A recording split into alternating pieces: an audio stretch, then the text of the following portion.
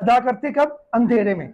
और यहाँ क्या कहा? इसको रोशन करो। इसके अंदर कभी ऐसा होता है, सुनिए गौर से, कभी ऐसा होता है कुरान पाक की एक आयत है, उसके सामने एक कुरान की दूसरी आयत आ जाती है जो लगता है ऐसा है कि ये कुरान की आयत के खिलाफ है।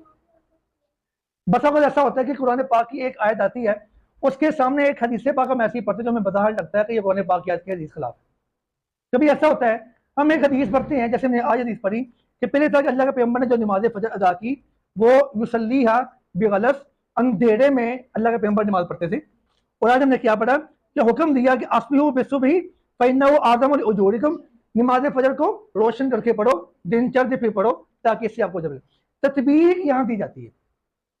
बज़ाहिर हमारे सामने क्या आया? कुरान की आयत के खिलाफ आ गई, कुरान की आयत के हदीस खिलाफ आ गई, हदीस के हदीस खिलाफ नहीं होती। दोनों हदीस में या कुरान की दोनों आयात में बाद में तस्बीक देनी होती है कि वहां ये हुक्म है, यहाँ यह हुक्म है, दोनों को मान लिया जाए, दोनों को मान। और इसको कैसे मानना है वो इंशाल्लाह तस्बीक की तारीफ में आपको इंशाल्लाह कल लिखवा दूंगा, ठीक है। इस रिवायत में वहां कहा गया इसको अंधेरे में अदा करो, ठीक है, और यहाँ कहा गया कि इस नमाज को रोशन करके पढ़ो। पहली तस्वीर इसमें यह दी जा सकती है कि नमाज को अंधेरे में शुरू करो, फिर उसकी किरात को इतना लंबा करो कि वो रोशन हो जाए, और रोशन होने तक आप नमाज पढ़ते रहें। नोट करें इसको।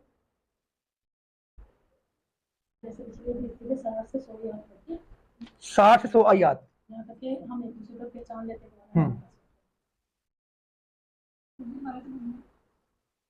अच्छा, उस वक्त में था अंधेरे में पढ़ो, अंधेरे में अल्लाह के पैगंबर पढ़ते थे। यहाँ हुक्म दिया गया कि आप इसको रोशन करके पढ़ो। तो तस्बीह ये होगी अंधेरे में शुरू किया जाए, उसकी किरात को इतना लंबा कर लिया जाए कि थोड़ी सी रोशनी हो जाए तो नमाज मुकम्मल हो जाए।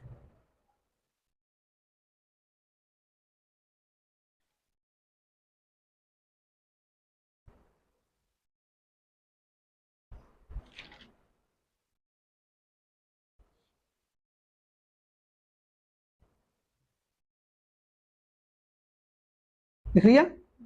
हमने पीछे की रवायत में पढ़ा था, उस रवायत को सवाल से जोड़ लेते हैं। वकाना यन फतिलु मिन सलातिल गदाती हिना यारिफुर रजुलु जलीसहु, के नमाज फजर से अल्लाह के पैगंबर उस वक्त फारिग होते कि जब इंसान अपने साथ बैठे हुए इंसान को पहचान लेता है, यानी थोड़ी सी रोशनी हो जाती तो तब नमाज फजर को अल्लाह का पैगंबर मुकम्मल करते, पहचान लेता। शुरू कब की?